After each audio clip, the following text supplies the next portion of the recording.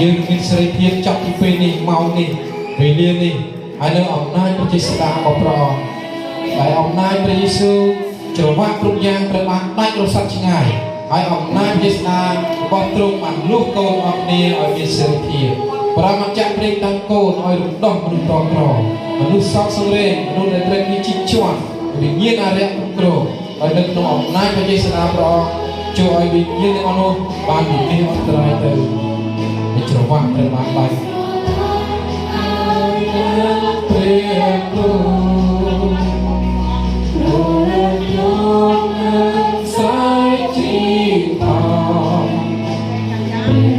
អស់ចា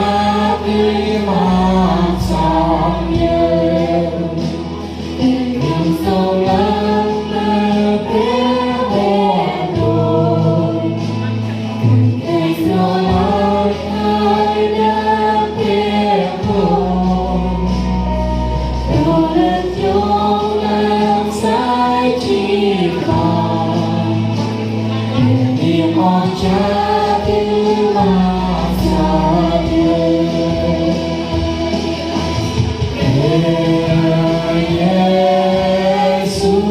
សូមស្រែកថាព្រះអង្គជាយេស៊ូវជាមហាសាសនាយេស៊ូយេស៊ូ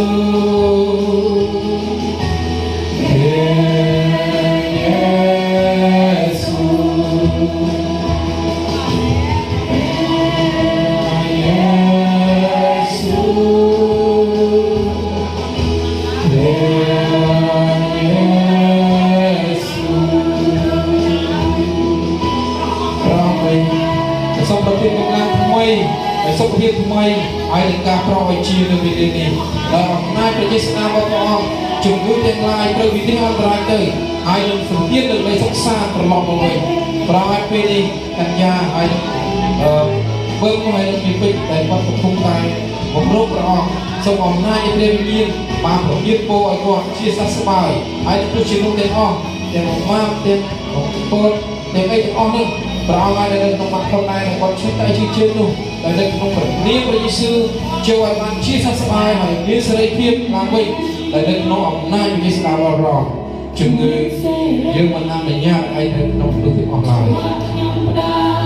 ច្បាប់ត្រូវបានដាច់ដោយអំណាចព្រះ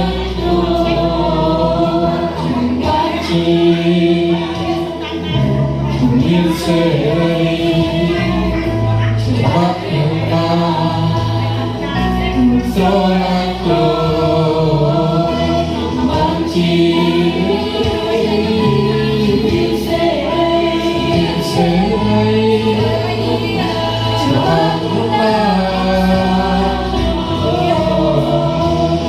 នជាមានសេរីច្បាប់ខ្ញុំ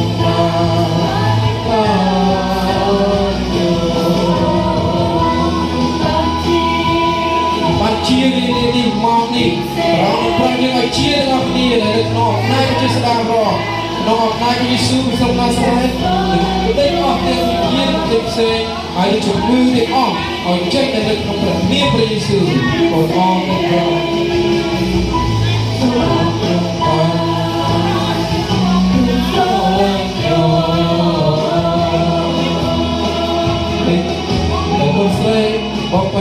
បងស្រីដែលគាត់មានកូនដែលគួរតែមានវិបត្តិហើយជួបបញ្ហានោះប្រឲ្យសូមឲ្យច្រវាក់នោះបានដាច់ពីនេះអន្តរាយទៅហើយក៏សូមប្រទានឲ្យគេមានសេរីភាពត្រឡប់មកវិញដោយនៅក្នុងអំណាចព្រះយេស៊ូវរបស់ព្រះគុណអរគុណព្រះទាំងគុំទាំងកញ្ញាហើយទាំងពេញនេះសូមឲ្យអំណាច